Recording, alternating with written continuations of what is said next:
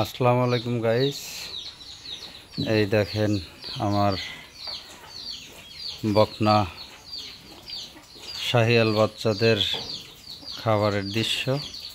এই দেখেন কত সুন্দর করে সবাই সারিবদ্ধভাবে খাচ্ছে।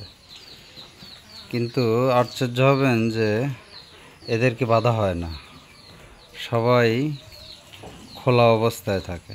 এই দেখেন যার যেখানে যেমন মন চাচ্ছে তারা খাচ্ছে। এই দেখেন ঘুরে ঘুরে খাচ্ছে তারা। এই যে আপনি দেখতে পাচ্ছেন সবগুলো ড্রাম দিয়ে গোড়া তৈরি করা হয়েছে। এরা এই যে প্রত্যেকটা ড্রামে দিয়ে দিয়েছি, এরা খাচ্ছে সেইভাবে। তো ভালো লাগলে লাইক, কমেন্ট, শেয়ার, সাবস্ক্রাইব করবেন। ধন্যবাদ। আসসালামু আলাইকুম।